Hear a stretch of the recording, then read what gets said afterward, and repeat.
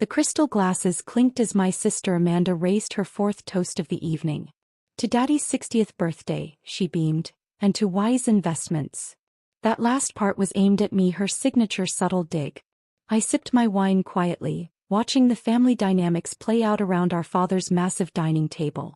The same table where 3 years ago our grandfather's will had been read. I'm Sarah Mitchell, youngest of 3, and according to my family, the only one who squandered their inheritance.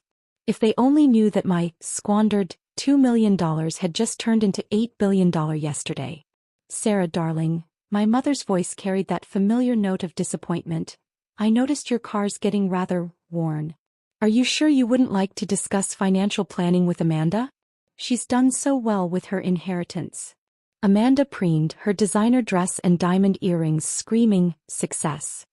The investment firm's portfolio is up 12% this quarter, she announced. That's on top of the beach house appreciation. My brother Michael, the middle child and sensible investment banker, nodded approvingly. Smart moves, Mandy. Unlike some people's, what did you call it, Sarah? Tech venture? I adjusted my deliberately modest sweater. No designer labels for me, not yet. Something like that. Speaking of which, my father set down his fork. Your mother and I are concerned. That inheritance was meant to secure your future, not fund some computer experiment. If only they could see my private island in the Pacific. Or the penthouse in Manhattan. Or the fleet of cars I kept hidden in a warehouse across town. But tonight wasn't about that. Tonight was about timing. Amanda's right, my mother sighed. She invested wisely. Property, blue-chip stocks, secure bonds. While you... She glanced at my second-hand watch. Well, at least you have your little consulting job. That little consulting job was actually me running my tech company, Mindframe Technologies, through a series of shell corporations. The same company that was about to shock the business world. Tell them about the new yacht club membership, Michael urged Amanda. That's what smart inheritance management looks like. Amanda lifted her chin. Well, since you mentioned it, Morgan and I just got accepted to Golden Harbor Club. Very exclusive. Not that some of us would know about such things anymore. My phone buzzed silently in my pocket. Right on schedule. I just worry, my mother continued, swirling her expensive wine from a vineyard I secretly owned, about your retirement, Sarah. You're 32. The inheritance could have set you up for life like it did for Amanda and Michael. Instead, Amanda smirked, you threw it all away on some app idea. At least I invested my share wisely. The family's smart TV mounted on the dining room wall had been playing CNBC quietly in the background. Suddenly the breaking news alert chimed. Speaking of investments, I said softly, nodding toward the screen. The headline flashed, breaking. Tech giant acquires Mindframe Technologies for $16 billion, largest acquisition of the year. My mother's wine glass slipped from her fingers, shattering against fine china. Amanda's fork clattered onto her plate. Michael choked on his bourbon. The newsreader's voice filled the stunned silence. In a shocking move, Mindframe Technologies, the secretive AI firm founded by Sarah Mitchell, has been acquired for $16 billion in cash and stock. Mitchell, who started the company with a small inheritance. That's not possible, Amanda whispered, her perfect composure cracking. You wasted your inheritance. Everyone knows that. I pulled out my phone, checking the official notification. Actually, I invested it. Just not in yacht clubs and beach houses. 16 billion? My father's voice cracked. But you drive a used Honda. Amazing what you can accomplish when people underestimate you, I replied, standing to retrieve my coat, my real coat, the hand-tailored Burberry I'd kept hidden in the hall. By the way, Amanda, about the Golden Harbor Club. I bought it last month. Consider your membership revoked. Michael was frantically Googling on his phone. There's more, he said weakly. Forbes. Wall Street Journal. They're all running the story. Tech's hidden billionaire. The stealth startup queen. Sarah, how did we not know? I smiled, remembering all the family dinners where they'd lectured me about responsibility. All the snide comments about wasting my potential. All the times Amanda had showcased her wise investments while mocking my choices. You didn't know, I said quietly, because you saw what you wanted to see. The irresponsible youngest child. the tech dreamer. The one who wasted her inheritance. My phone buzzed again, my actual assistant, not the temp job they thought I worked. Ms. Mitchell, the private jet is ready. Tokyo office needs you first thing tomorrow. Private jet. My mother's voice was faint. One of 12, I confirmed. Along with properties in 7 countries, a tech campus larger than Google's, and yes, Amanda, a much bigger yacht than the one you bragged about last Christmas. Amanda's perfect makeup couldn't hide her shock. But you live in that modest condo. A unit I keep for family visits, I corrected. My actual residence takes up the top 3 floors of that new tower downtown. The one you called new money trying too hard last month. Why the deception? My father demanded, still staring at the TV headlines. Because you taught me something valuable, I replied, checking my real watch. A Patek Philippe worth more than Amanda's beach house. Success is sweetest when no one sees it coming. The morning after my father's birthday dinner bombshell, I sat in my actual office, the 100th floor of the Mindframe Tower. Floor-to-ceiling windows offered a perfect view of the Golden Harbor Club, where Amanda was probably still processing last night's revelations. Your sister's called 17 times, my executive assistant James reported. Your brother's trying to reach you through LinkedIn, and your mother's already changed her country club bio to mother of tech visionary Sarah Mitchell. I smiled, scanning the morning's headlines on my digital wall. Mindframe's $16 billion acquisition shocks tech world. Sarah Mitchell, the heiress who turned millions into billions. Inside the world's most secretive tech empire. The Wall Street Journal wants an exclusive, James continued. Your brother's investment bank is desperately trying to schedule a meeting, and Amanda's husband Morgan has sent 4 emails about investment opportunities. My phone buzzed, a text from Amanda. Family emergency meeting at mom and dad's. No, this isn't a request. Before I could respond, James's voice came through again. Your mother's in the lobby. He's brought photo albums. I checked the security feed. There stood my mother, clutching old family photos, dressed in her finest, probably hoping to run into press photographers. Send her up. And James? Pull up the Golden Harbor Club ownership documents. Minutes later, my mother entered, faltering as she took in the space. The ultra-modern design, the technology, the clear views of every property I'd acquired while they thought I was failing. Darling, she managed, we had no idea. Clearly, I replied, watching her eyes dart around, probably mentally calculating the office's worth. Though you didn't care much about my ideas when you thought I was just wasting my inheritance. She clutched the photo albums tighter. I brought pictures, for the press, from your childhood. They'll want to know about your early years, your family support. Support. I raised an eyebrow. Like when you told the country club I was still finding myself last month.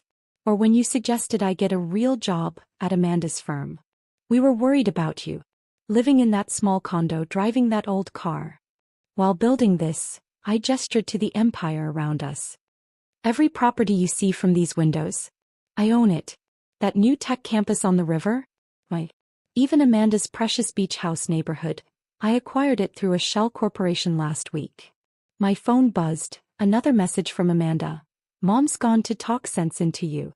Don't do anything rash about the club membership. Too late, I murmured, then addressed my mother. The acquisition closes in an hour. I have meetings to prepare for. James will show you out. Sarah, please. She stepped forward, photos spilling onto my desk. We're having a family dinner tonight. To celebrate properly. Amanda's already invited the Reynolds, their sons in venture capital. No, I cut in. Amanda's not inviting anyone to the club. Because effective this morning, the entire board's been replaced. Amazing what you can do when you own something outright. James appeared at the door. The acquisition team is ready, Ms. Mitchell. Thank you, James. I turned back to my mother. Give Dad my best. And Mom? Those photos won't be necessary. Forbes already has an exclusive on how I built this empire while my family was busy underestimating me. As security prepared to escort her out, my phone lit up with a message from Michael. The bank's directors want to meet.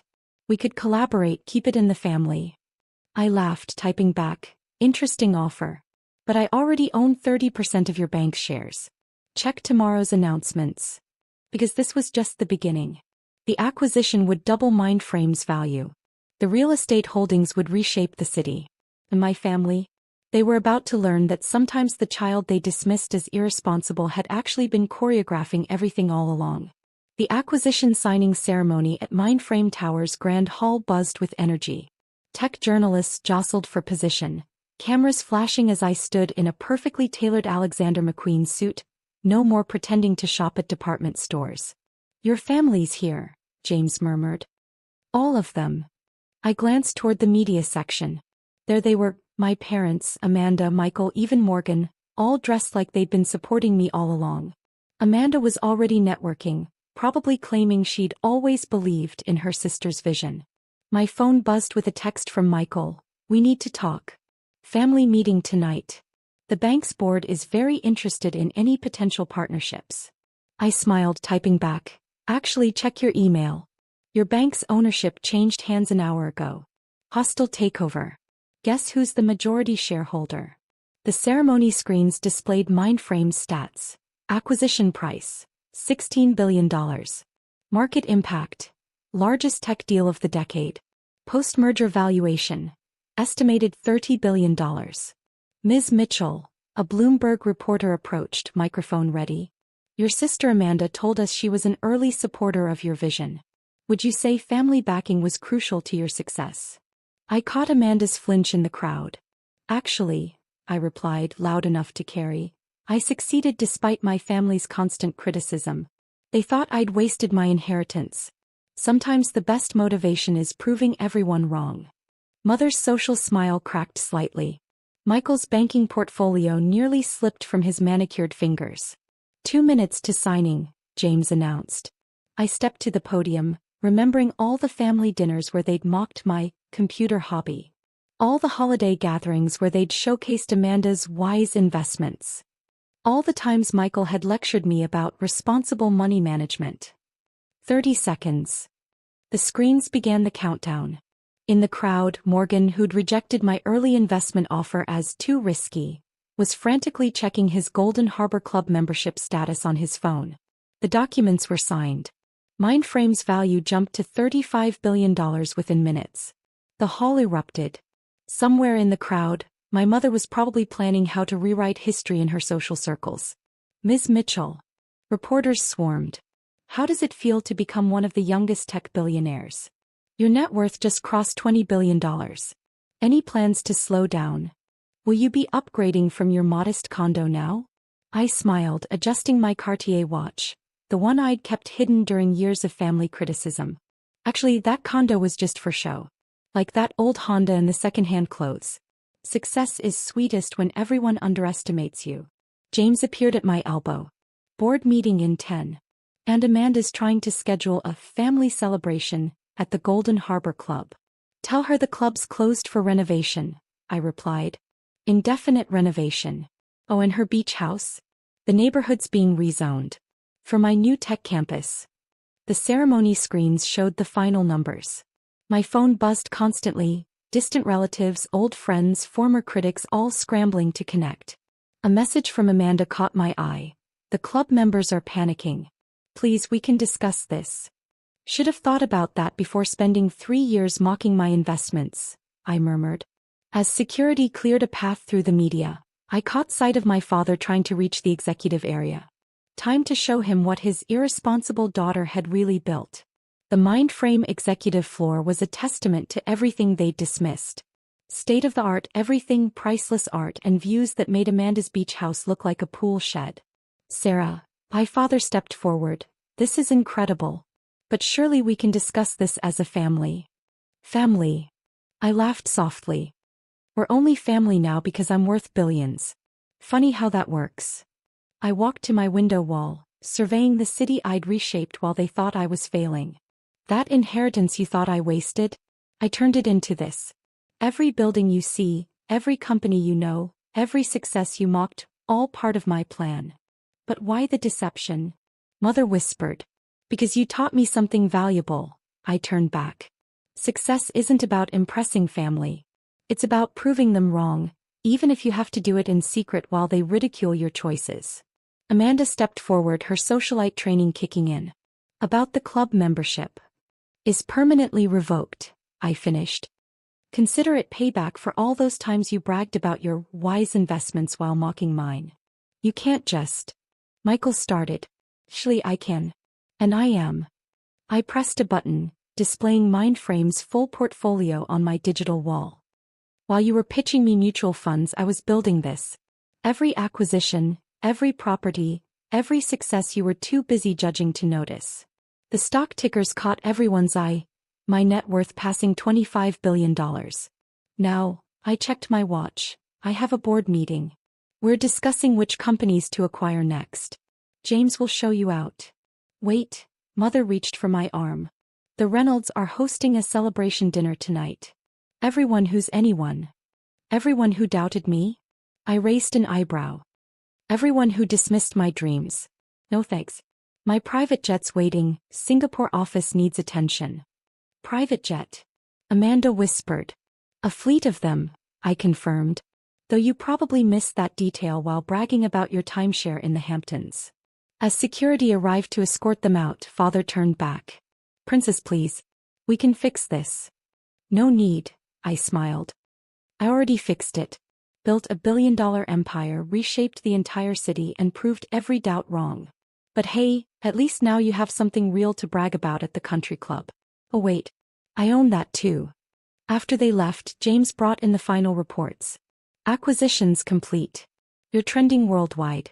And your mother's already updated her social media to include proud mother of tech pioneer in her bio. I laughed, remembering all the times she'd avoided mentioning my career at social events. Let her.